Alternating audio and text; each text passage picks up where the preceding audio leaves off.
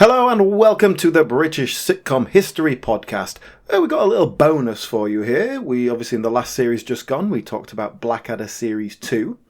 And as it is set in the past, it throws open questions about some historical context that we thought would be interesting. So, we're going to talk about that. My name, of course, is Alan, and with me, as always, is Gareth. Hello. Hello, Gareth. Now, for those of the regular listeners will already know that you are the real history spod of the podcast. And do you know what? I know that was a little dig, but I'm glad you didn't say our resident historian. Like, history spod is probably a more accurate description. I'm all right with that. Yeah. But you are a real history buff in a layman sort of sense. So you haven't got a doctorate. Yeah. I'm interested in history. That's sort of my, let's call it a hobby, I suppose. And that's what I like to bring to the party.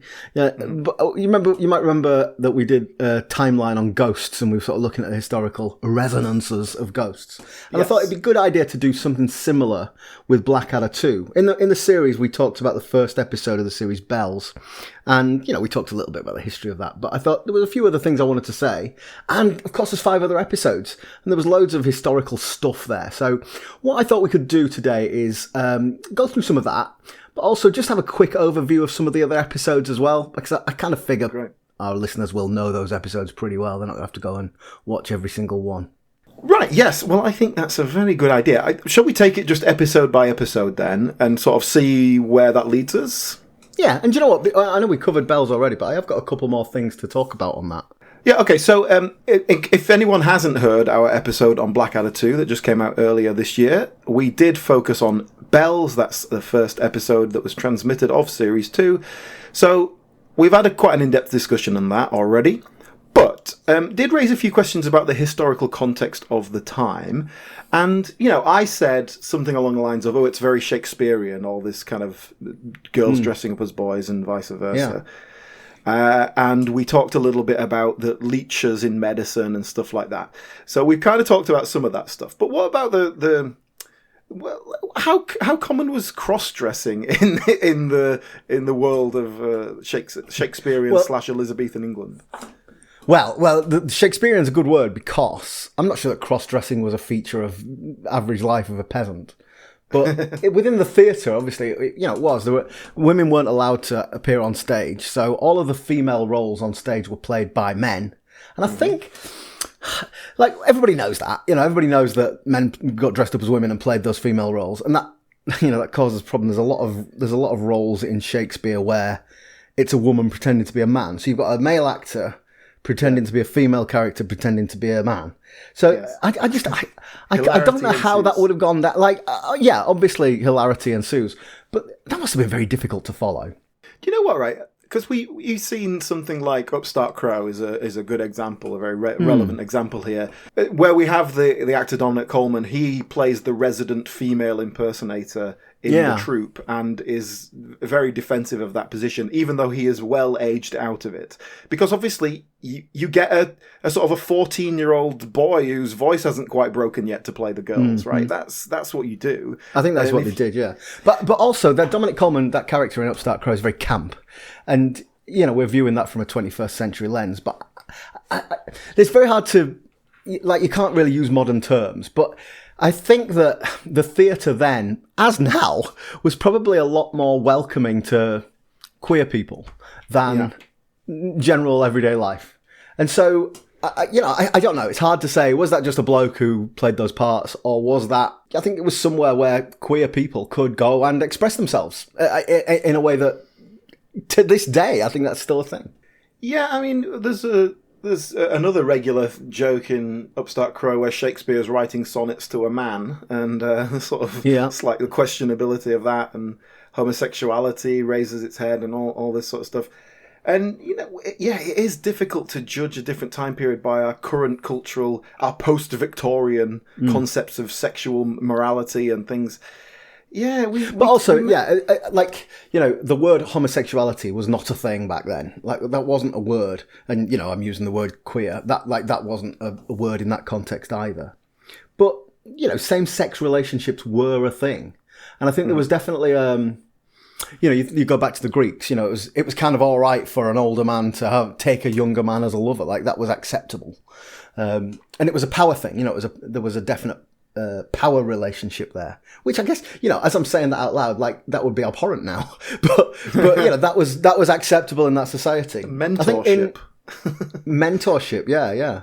In the 16th century, when Blackadder 2 is set, there was. Well, do you know what? In 1533, there was something called the Buggery Act. I swear I'm not making this up. And that was the first law in England to criminalise sodomy. And it was a capital offence. It was punishable by death. So that was under Henry VIII. That was the first time that anyone had seen fit to make a law about it. It's interesting. So yeah, they're taking it seriously. Then they're putting a but stop to that. I think from what I can tell, it was one of those things that was applied selectively. It was something that could be used against people if needed, but a blind eye was turned in other circumstances. But I mean, it's hard to glean that from reading the bits of history I've read. But just after Elizabeth I, the next monarch was James I, who came down from Scotland, and history kind of records him as homosexual. He had very close same-sex relationships. But it's interesting because he did have very close relationships with male courtiers, and there's evidence of letters expressing love and all this sort of thing. But is that just affection? Is that just love? Is that platonic love? There's not really any evidence. I mean, what would that evidence be? God knows. But there was another king earlier, Edward II, who was believed to be homosexual. But again, there's no real evidence of that. And it's just, he had favourites. And the fact that he had a favourite called Hugh Despenser, who he had a very close relationship with. But the evidence tells us Hugh Despenser was a tyrant, and he came in and he had the king's ear and he started stealing lands from all these other families, and they hated him. And, without wanting to spoil anyone who's reading history, they got rid of him. But do they then just say, oh, and they were probably having it off? That's you want to propaganda, spread a few rumours and all that. Yeah, exactly. So it's impossible to say, really. But I think that history kind of always has this disdain, this kind of, we saw in Blackadder, he's a bit of a whoopsie. Like it's not manly, it's not seen as manly. But I think that if you track through the centuries, there's different levels of acceptability about it. Yeah, and in different cultures as well. Obviously, we're just looking at kind of British culture here. Sure. Yeah. But all sorts of other cultures have been more welcoming or much less welcoming at different times. And it's all wrapped up with other culture and religion and all that kind of stuff, isn't it? It's many factors into that. So, as always, we sort of look at these things in the context of when they were made, and Blackadder 2 coming out in 1986. And so homosexuality in British culture at that point is again different. So that's what I find fascinating about looking at these older sitcoms. The fact that they're set in a different time period. Obviously, Blackadder 2 is not going to make a sitcom with dealing with the social morality of the late 16th century. Because it's just not going to make any sense. It's not going to be funny. You have to present it for an 80s audience. And so, which I think we talked about at the time, it does okay, considering it's dealing with homosexuality. It sort of comes off without being too horrific. Even I think so. But it's that kind of Blackadder is worried he might be gay. Like that is that sort of fear that people might have had in the 80s. That kind of it plays into that, I think. But I listen, I don't find the episode particularly offensive. There were one or two lines where you thought, oof, you wouldn't say that now. But yeah, I don't think it was. I think it handled it quite well. Yeah. So the next episode is Head, in which Blackadder becomes the chief executioner for Queenie, who is quite chop happy with the old guillotine. Well, axe, I suppose it is. And no guillotine, not yet. No. And that comes up in Blackadder 3. And he tries to streamline the process, and in doing so causes himself some administrative problems, and then has to scurry to try and fix them and keep everything hidden with his own head on the block. It's a bit of a farcical episode, this one, isn't it? Yeah, it is actually. But there was this. So one of the main things here is that Blackadder getting the job of chief executioner is a real poison chalice because the chief executioner gets killed immediately because everybody hates them. Yeah. Is there any historical basis to that?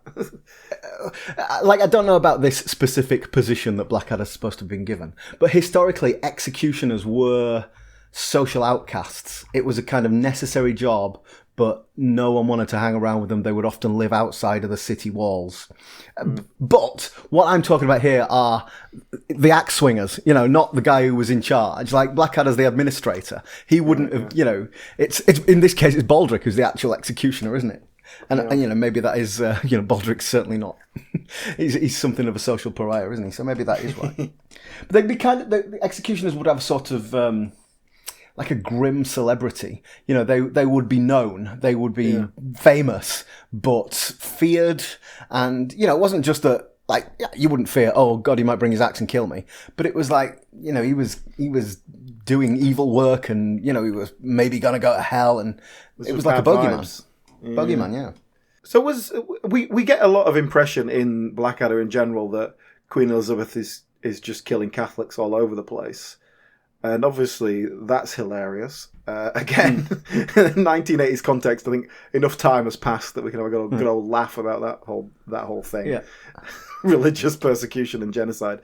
And it went both ways, didn't it? So I guess that's how you can do it. Well, but how accurate is that? Well, I think that it's probably a little unfair to Elizabeth I. She did. A lot of Catholics were burned. They were burned as heretics. But I think that history tells us that she tried to bring peace. She tried to be a conciliator, and there were obviously Catholics who didn't want to be conciliated, and she burned them. So it's an odd little path. I tried. Yeah. So I'm not absolving her here. But I think that in the context of the time, she would have been seen as trying to find a middle way and bring the country together. She wanted a peaceful realm. She wanted to be queen of all her people, and get on board or I'll burn you. But she wasn't. We'll talk about Puritanism in a later episode in a minute. She wasn't an extreme Protestant. Her father brought in the Church of England. She's now head of the Church of England. She's separate to the Catholic Church, but that doesn't mean we want to be at war all the time. All she wanted was for them to stop trying to kill her. Yeah, stop that whole transubstantiation nonsense. Well, and we can all get on. We can laugh about what difference does it make, but it wasn't really about religion so much as who's in charge. Yeah, power. It's all about power, isn't it? Yeah. And we are recording this as a new pope has just come in. So that happened this week, didn't it? The American Pope, yeah. Well, this is not going. This will probably go out months from now. So I hope he hasn't done anything particularly radical. He's started burning Protestants. yeah. Interesting thing on capital punishment in the 16th century. Then, so you mentioned the guillotine. And that came out in the French Revolution. And, interestingly, the guillotine was seen as this humane method of execution. Yeah. Because it was quick. It was quick and it never failed. It never took 6 or 7 swings of the axe to kill someone.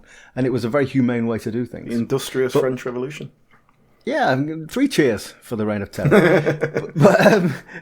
the method of capital punishment in England in the 16th century was hanging. That was the default.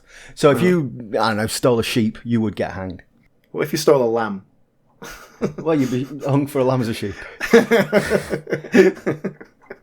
Except if you were convicted of treason. Treason carried a whole different set of penalties. So basically, men were hanged, drawn, and quartered, which everybody knows what that is. We don't need to go into the details of that.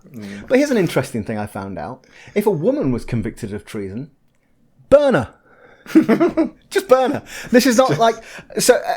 There's a separate thing here, which is heresy. So the whole Catholic thing. There's burning at the stake. That would be the default there. But just treason against Her Majesty.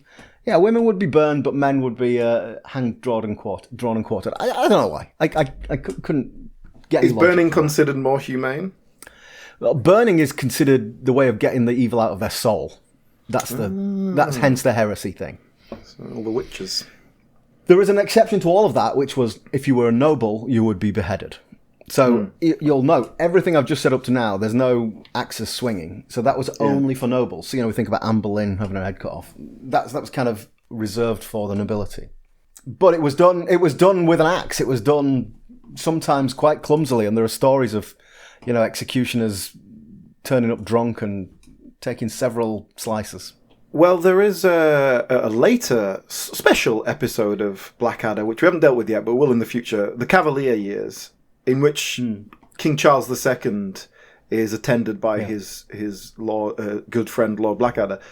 And through, the sitcom-y shenanigans, Blackadder himself is the executioner who's going to kill Charles II. And there's a bit in there where it's like, give us a bit of money, I'll make sure I do a nice, clean, quick job. And that was the thing, wasn't it? Tip the executioner. Because then that was commonly done, but it didn't always get results. There are some pretty horrible stories. We're training up a new executioner, and he's a little immature. Takes him forever. Slash, slash, slash. By the time he's finished, you don't so much need a spike as a toast rack. So the next episode is Potato. Oh, yeah. Sir Walter, ooh, what a big ship I've got, Raleigh.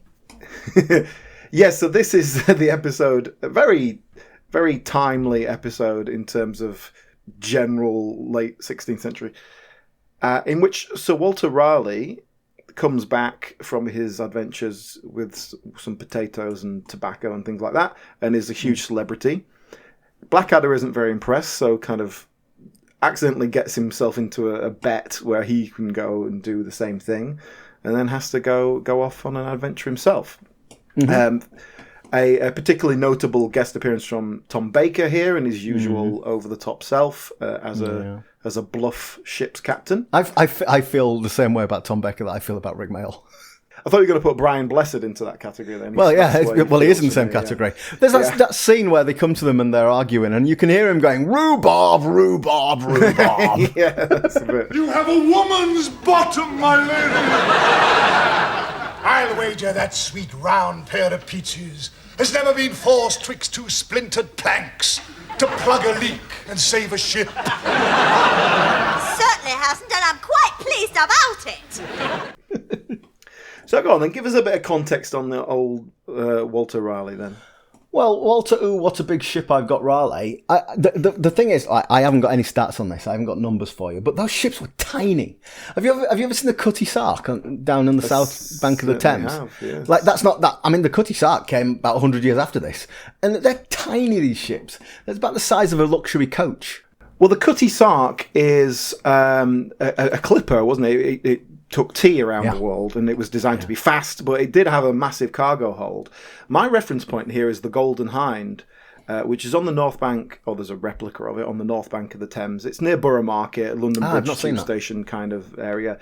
And I've been there. I've been on it it's a touristy thing you can go on, and it takes about 20 minutes to walk round if you're looking at everything. It's not a big ship.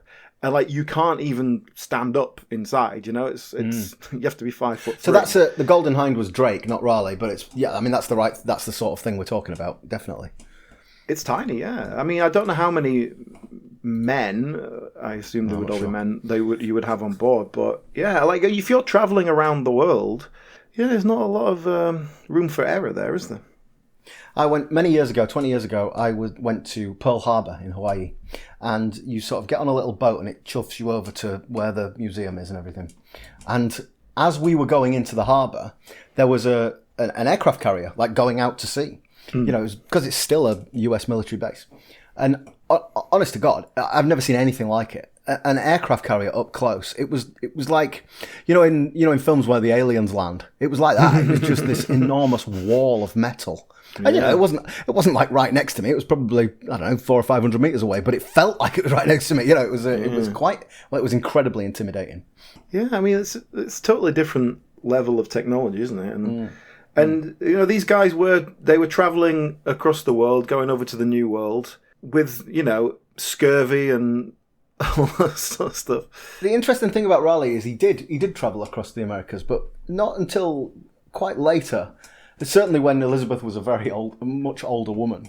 So his backstory is he was from a middle class background, you might say, gentry but not aristocratic, And he went to make his fortune in Ireland, which, I mean, that means he went and killed a lot of Irish people and stole their stuff.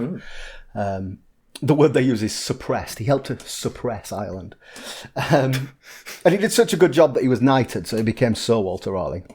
And then he sort of got a bit of money, and he wanted to colonise North America, so what we now call Virginia, and it was obviously that was named after Elizabeth.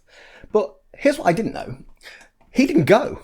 Like, he basically bankrolled these ships and he filled them with colonists and he sent them off. And there was a lost colony in a place called Roanoke. So they landed people there. It was 1585. And one of the reasons that they were never heard from again is because they were supposed to go back the next year with supplies, but they couldn't because there was the fear of the Armada. And so it was 5 years before there was sufficient ships to be able to send someone back over there with relief, and everyone had disappeared. Like, it's still a bit of a mystery as to where all those people had gone. But when I was reading that, I was like, well, okay, I knew that Raleigh was responsible for the Roanoke colony, but I didn't realise he never bloody went. He's just, he just put the money in. He's just a sort of a figurehead now. He's just the. But that changed. Magnet. So in 1594, he sailed over to what is now Guyana and Venezuela. To find this El Dorado, the land of gold, the mythical land of gold. Basically, what the Spanish had been looking for 100 years. And he thought he'd just pop over and work it out. Yeah, and he made himself quite a lot of money by looting Spanish ships, in the period before that. But obviously, he never found El Dorado because guess what? Wasn't there. But he wrote books about it, and he was a really great promotion. He was great at promoting Sir Walter Raleigh. So, he talked about the things that he had found, discovered, and he also, I'm not going to say made stuff up, but he kind of exaggerated. So the portrayal of him here in Blackadder 2 is, it's kind of got that in it. Yeah, is there the whole thing, the natives were 8 foot tall and there's all and that stuff. sort of thing. But I read something which was quite interesting, which was that Elizabeth kind of discouraged him because she was worried about how much power he had. So basically, if he established a colony over there, would he stay loyal to her, or would he be the king of Virginia? And she kind of clipped his wings a little bit and restricted him. And so, it was all well and good to go for a voyage and bring me some stuff back, but, don't get overmighty. Mm-hmm. Yeah. When Elizabeth died in 1603, basically, Raleigh backed the wrong horse. He was trying to get someone else in charge rather than James I, and so he was arrested and he was imprisoned. He was imprisoned in the Tower of London for a hell of a long time. And he was in 1617, and so that's 14 years. In 1617, he was paroled because he'd basically promised, "I'll go to Venezuela again. I'll find you El Dorado. I'll bring all this gold back." So James said, "Yeah, go on then, have a crack." And at this point, there was a fragile peace with Spain, but Raleigh didn't respect that. He attacked a Spanish port, and it kind of breached this peace treaty. And so when he got back, long story short, James had him executed. That seems a fool move to go back. Just go and settle in Venezuela and retire. Yeah. What are you doing? But you say that because you're probably imagining some lovely villa in Venezuela, but there wasn't, there's a lot of malaria in Venezuela, it's not Lovely it's weather, not perhaps the idyllic future you're thinking of. But yeah, interesting that Raleigh was not the kind of, he had a colourful life, let's put it that way. Mm. So one more thing about this episode, which is called Potato. They do have a bit of fun with potatoes themselves. So...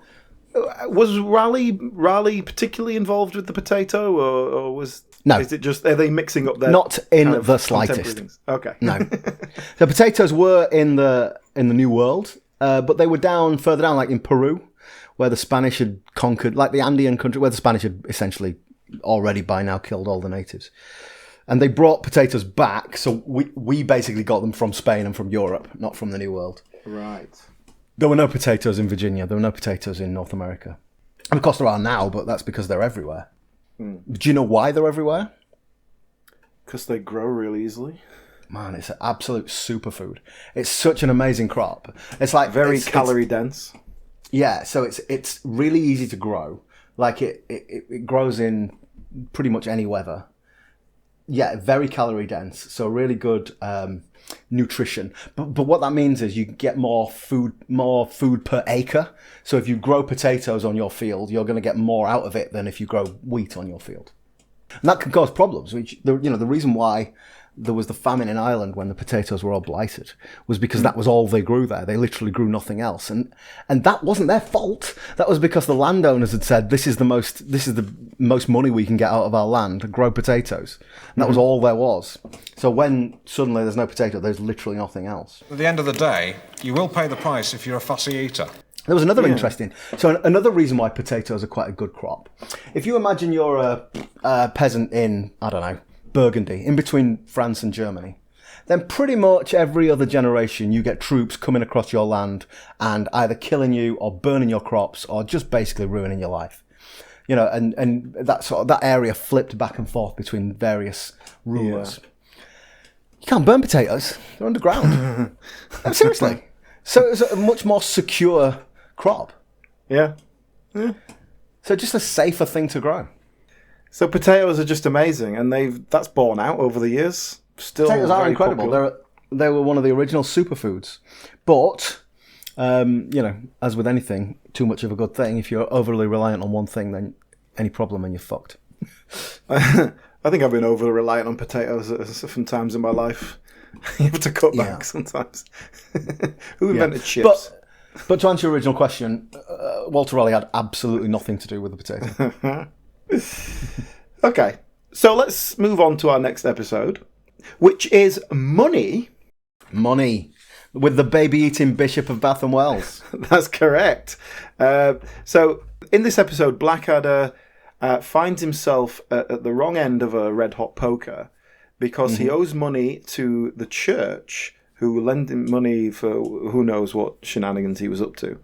Well, lent money by the church. See, I think the baby-eating Bishop of Bath and Wells is freelancing here. I don't think this is official church business. This was definitely not official church policy. The Church of England did not lend money. Like, that was not a thing. He does actually give the name of his organisation, doesn't he? The Black Monks. The Black Monks. So yeah, I guess. Well, I'll tell you what my historical reference for this. Have you heard of the Knights Templar? So the Knights Templar, and there was another order called the Knights Hospitaller. And basically what they were orders of monks who were knights, they were warrior monks. And their job was to protect pilgrims. So pilgrims who were going across Europe to the Holy Land, to pilgrimage to the holy sites. And they were at risk of being attacked by Muslims.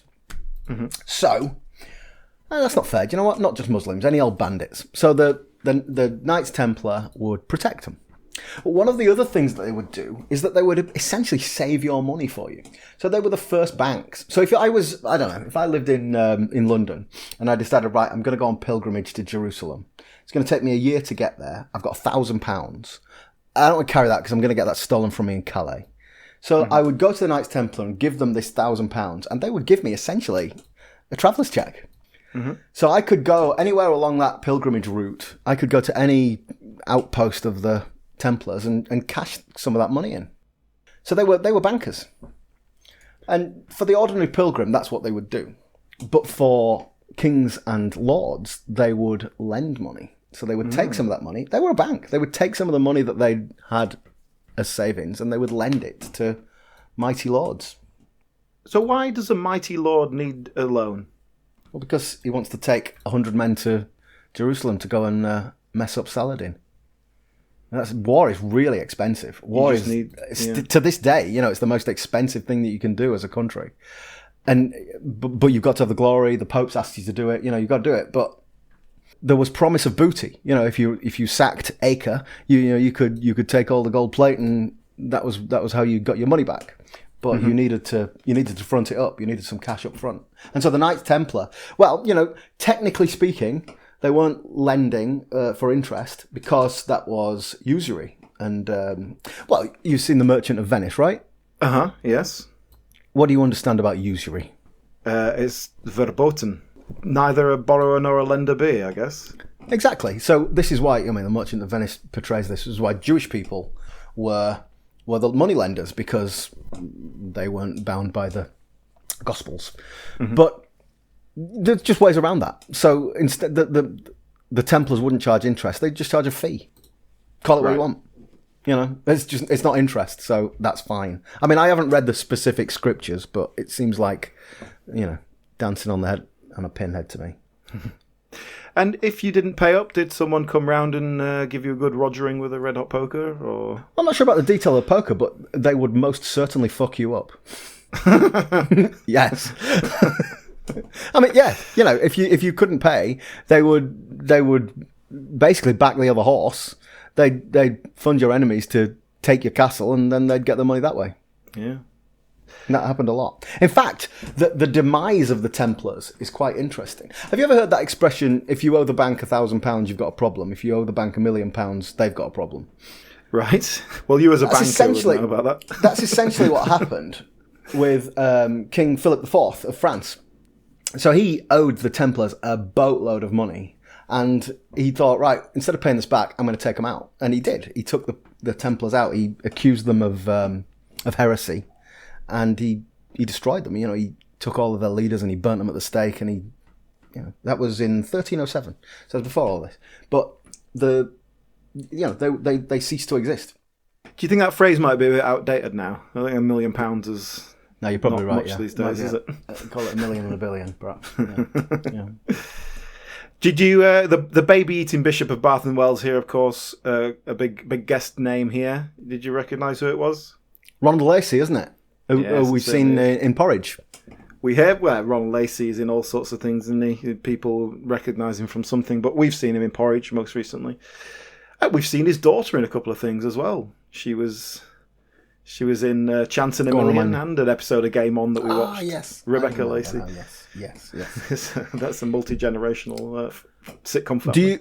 Why do you think they picked the Bishop of Bath and Wells as his title? Oh, I don't know. Why is that? It's a real thing. I don't have an answer to this. I don't have an answer to this other than to say it is a real title. There is to this day a bishop, not baby eating.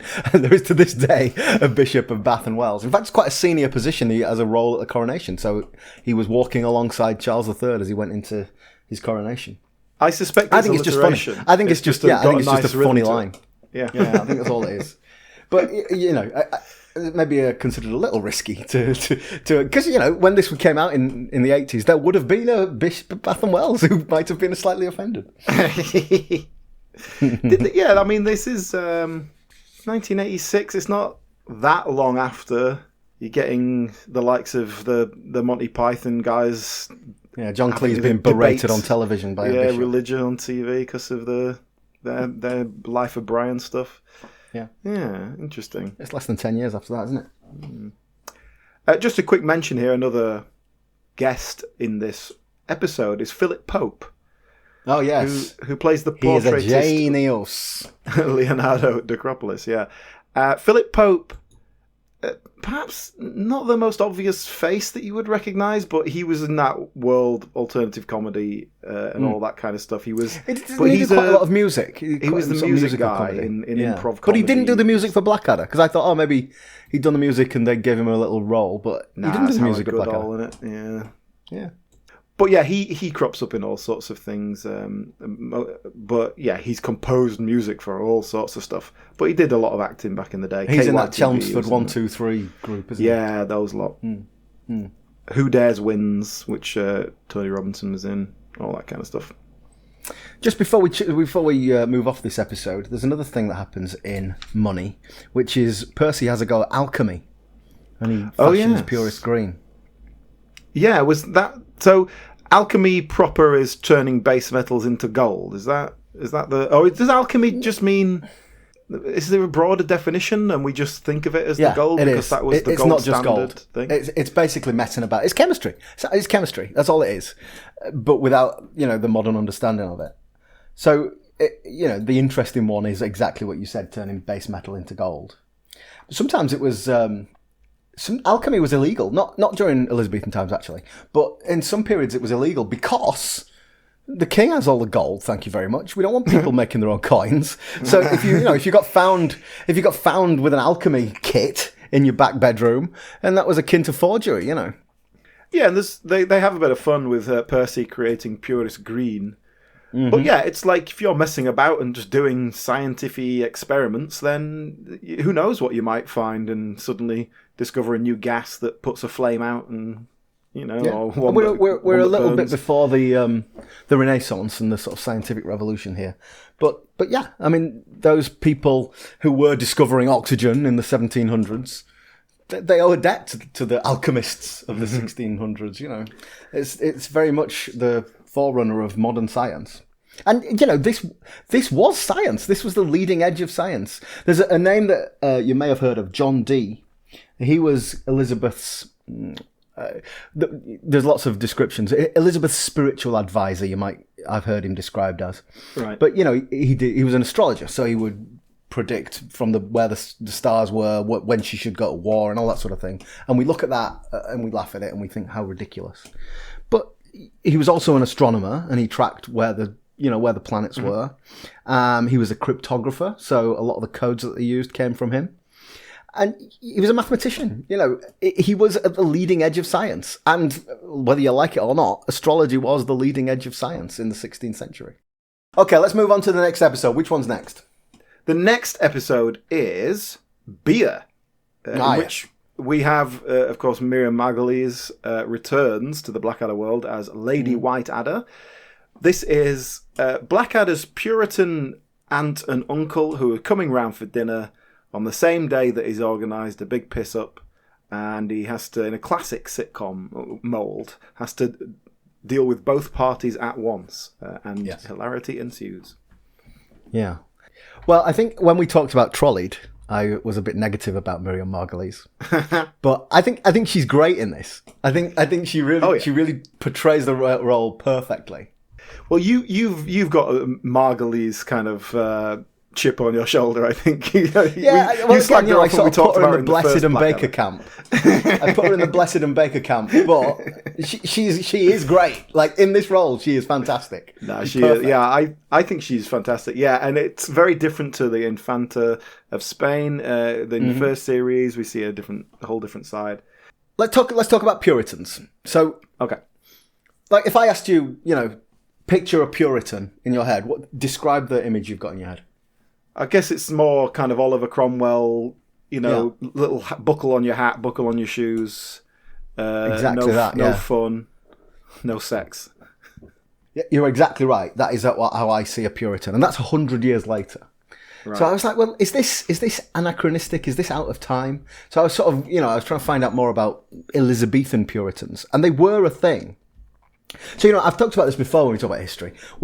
When we look back at history, you have a different context. So we now know that at this time, Elizabeth I come in, Protestant Reformation, and that was it. It stuck. The Catholics never came back. Mm-hmm. They did not know that at the time. There was still this civil war raging, and their regime was under permanent threat.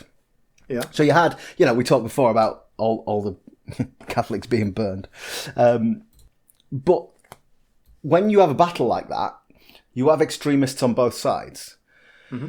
So, in 1605, Guy Fawkes, as a Catholic terrorist, tries to blow up the Houses of Parliament. You also had the extremist Protestants who were constantly on guard against any backsliding back towards Catholicism. And they wanted to purify the Church of England, hence Puritanism. And so even in those early days, or perhaps especially in these early days, you had these fundamentalist no-surrender types who wanted to get rid of any sort of Catholic practices. So like, any Latin or over-ornate vestments, that kind of thing. And there is an inaccuracy here in that Lord and Lady Whiteadder are clad in white, and that absolutely would not have been the case. You picture Puritans in black.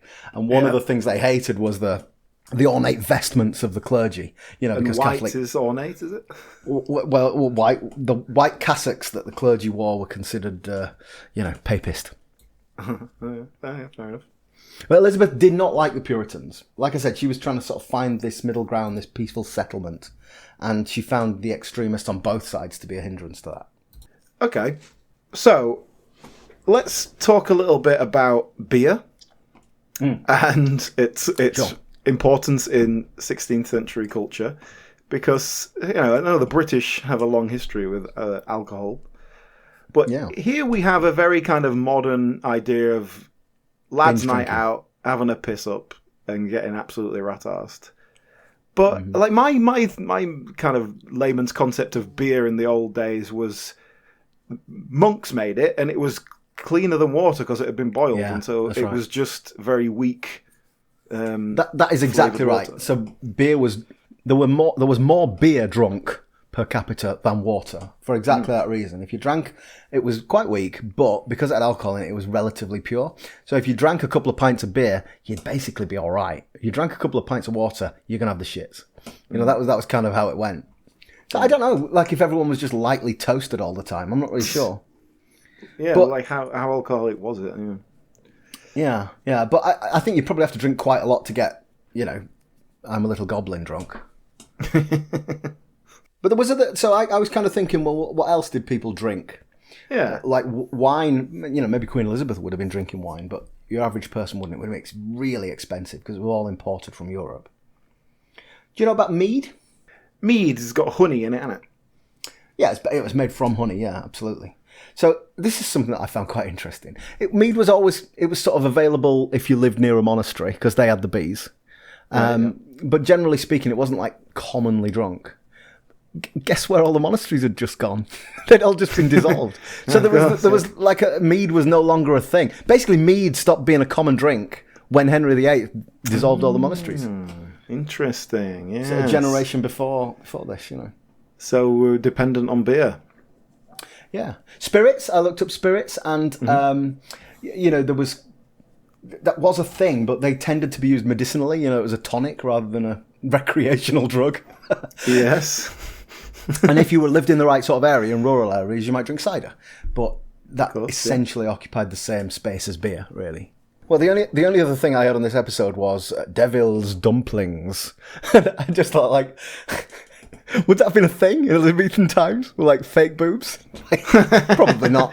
I mean, I've got to tell you, I didn't find anything on this. But it just made me think of Gaza wearing fake tits on the bus after Italia 90. And everyone was like, oh, Gaza. No, such Gaza. A character. I don't think that would go down quite so well in 2025. That's only 35 years ago. There's a sign of the times.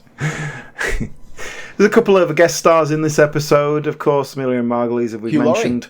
Hugh Laurie makes a brief appearance here before coming back in the last episode. But the other drinkers they have there that come along with Farters Parters, played by Hugh Laurie, I recognised them both, and it was like, oh, I can't quite place them. But it's just because they're kind of character actors. Who's the monk who has the great booze up Edmund line? He's called William Hootkins, and he's American, I believe. I know his face. Where do I know his face from? I don't know. 'Cause I recognise him when I look at his picture. I was like, oh, right, I know who that's from because he's got a beard in the picture, and so he looks a bit different to how he does in Blackadder. He's in an episode of The New Statesman, which I've seen. And then the other guy, Roger Blake, I was like kicking myself because I knew I recognised him. I couldn't place him. And again, he's been in loads of stuff. But the one specific thing I recognise him from is an episode of Red Dwarf where he plays Noel Coward in the Wax World episode. Okay. And it was like, oh yeah, it just looks exactly the same. So sometimes it's something very specific, isn't it? Shall we go on to the last episode then? So the last episode is Chains, and this feels like it's very based in something that was going on at the time, but I don't really know anything about this. We have Blackadder and Melchett are kidnapped by Prince Ludwig, is he called? He's Prince Ludwig the Indestructible. By Prince Ludwig the Indestructible, a guest role for Hugh Laurie, but I think he's supposed to be German. Yes. But the context that we're set up in the show is that there's people getting kidnapped all over the place, and it's a real hassle. So was that historically accurate? I didn't like this. This all felt wrong to me. So, like, that idea of kidnapping wasn't really a thing.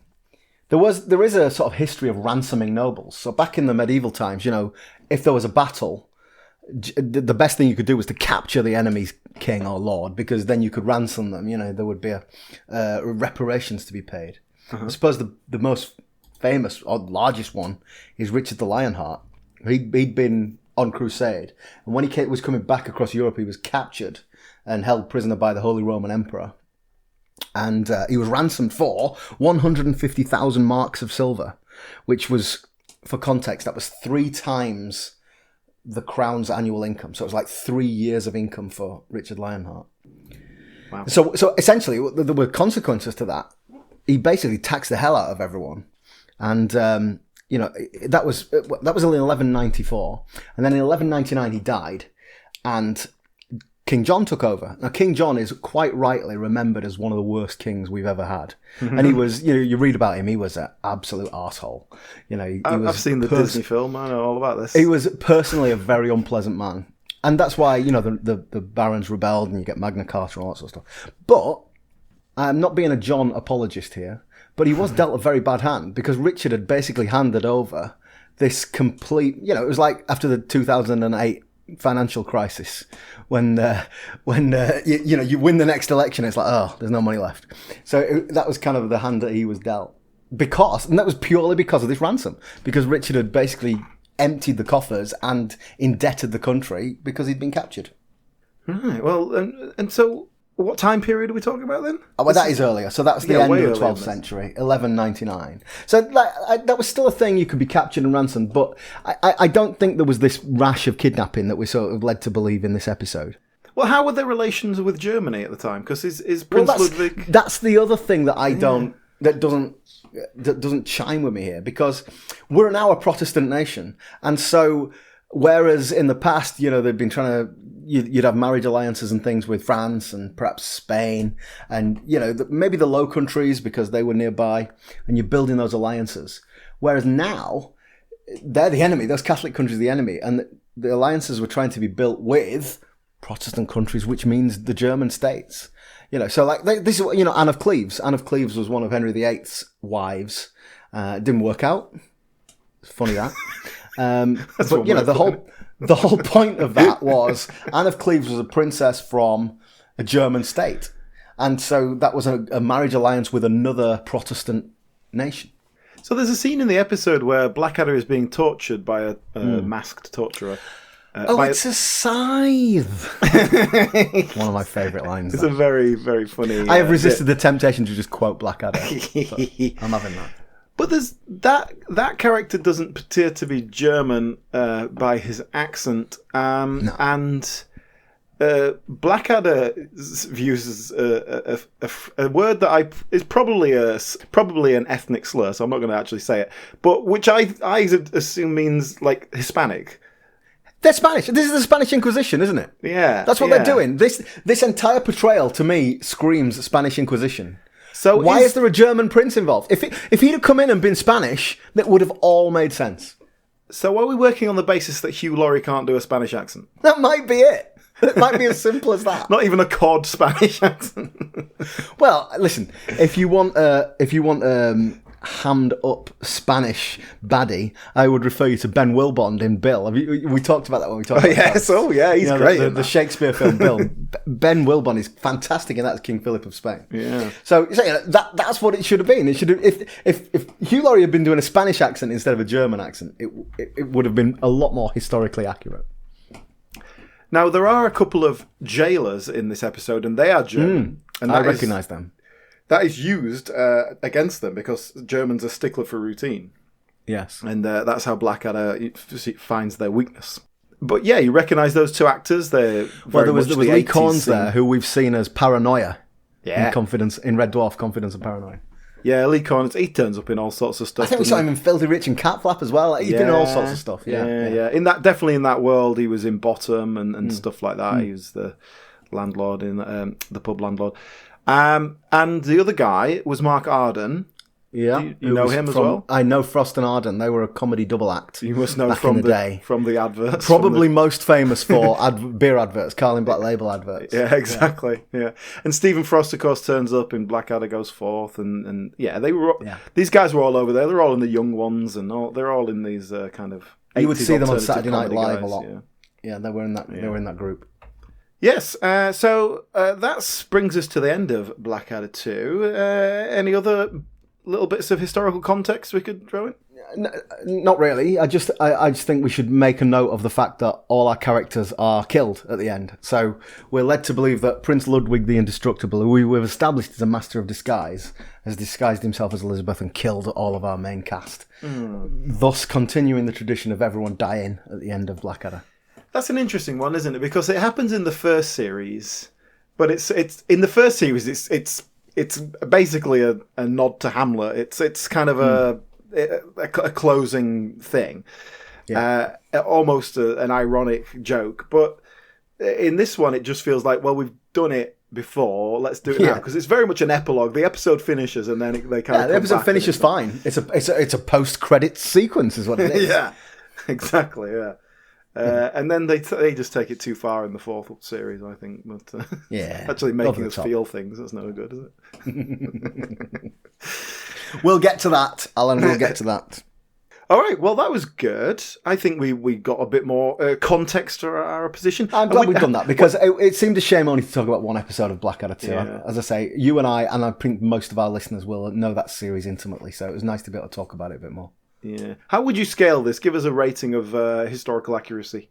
It's terrible. I mean, it's pretty terrible, really. When but I'm not. It's not a criticism. Of course, it's a bloody comedy. We're picking the bones out of it. And hopefully, that's been quite interesting for people. But it doesn't matter if it's anachronistic. It doesn't matter, does it?